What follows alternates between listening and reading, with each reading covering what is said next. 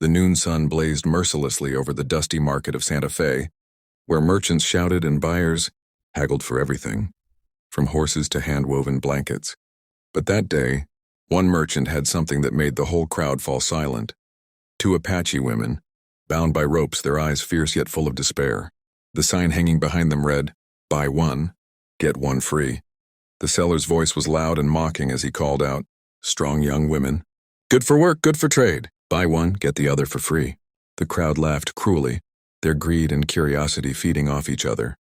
Among the men stood Clayton Reese, a tall, rugged cowboy known for his silence and his unpredictable nature. He had seen many injustices in his life, but something about this sight made his blood boil. The two women, one older with sharp, defiant eyes and another younger, trembling but proud, and were clearly sisters.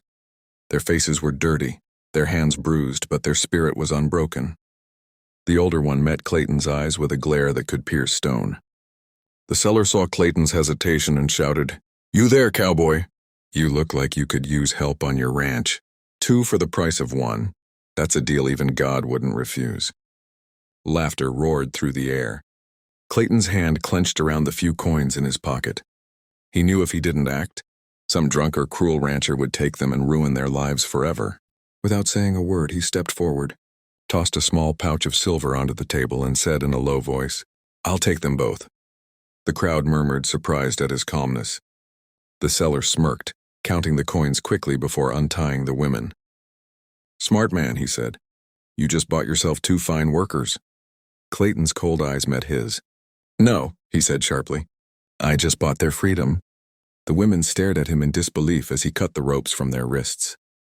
The younger one rubbed her sore hands while the older one asked, in a quiet but strong voice, "Why would a white man buy us just to set us free?" Clayton shrugged. "Because no one else would." He turned his back, ready to leave, but the older woman stopped him.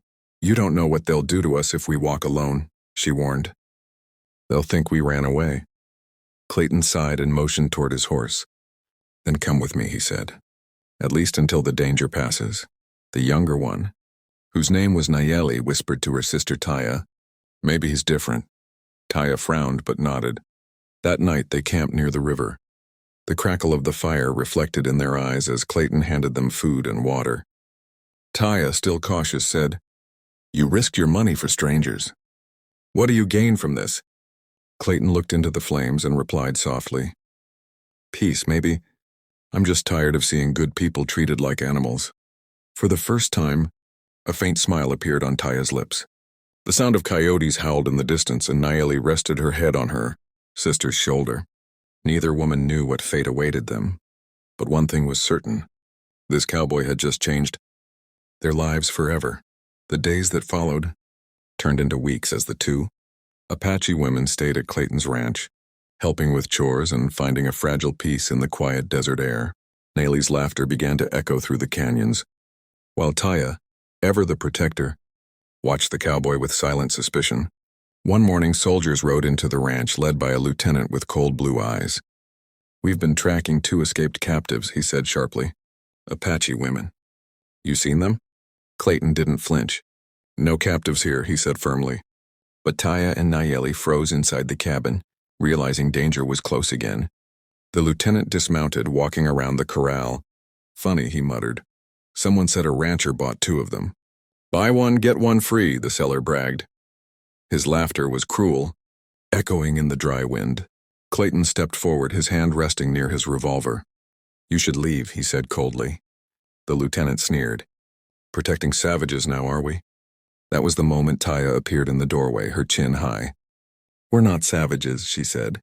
"We are sisters of the wind, daughters of the earth." The soldiers laughed, but before they could act, Clayton drew his gun. "That's enough," he said. "They're under my protection. You touch them, you go through me." Silence filled the air. The lieutenant studied him for a long moment before turning his horse.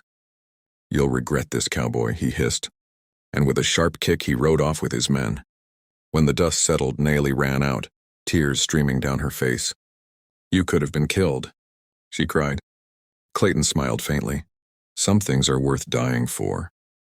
That night, Taya sat beside him under the starlit sky. "You didn't just buy our freedom," she said softly. You bought our chance to live again."